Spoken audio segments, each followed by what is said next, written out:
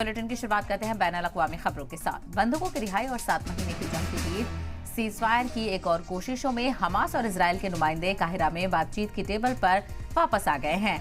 Israel के करीबी मुआविन America, जो कतर और मिस्र के साथ बातचीत में भी शामिल है, उसका कहना है कि उम्मीद है कि दोनों फरीक बीच की खाई को खत्म कर सकते हैं।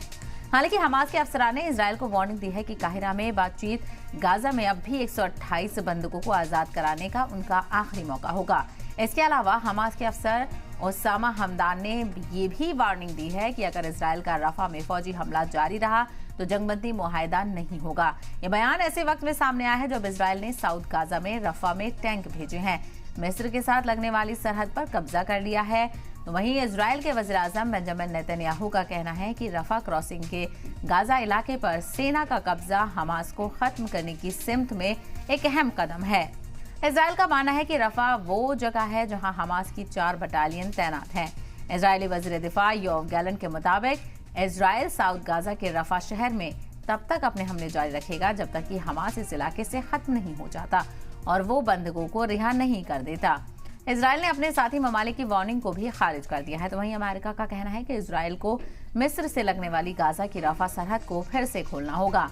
अमेरिका, जो इजरायल का अहम फौजी और सियासी हामी है, उसने बार बार कहा है कि वो रफा में एक बड़े हमले की मुखालफत करता है जहां 1.2 मिलियन से ज्यादा पनाहगुज़ीन फलस्तीनी रह रहे हैं।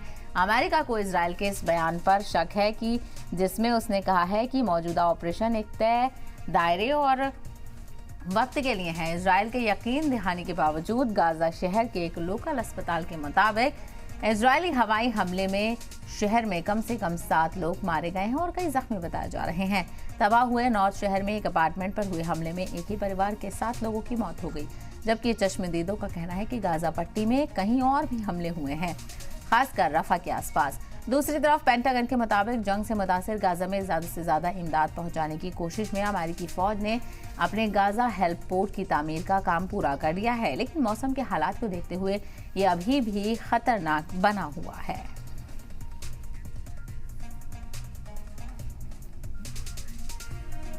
तो लगातार जंगबंदी की कोशिशों से उम्मीदें यहां पर बढ़ती हुई नजर आ रही हैं, लेकिन अभी तक इसमें कामयाबी हासिल नहीं हुई है। अब एक बार फिर से बातचीत शुरू होगी तो उसके क्या नतीजे निकल कर आते हैं, इसको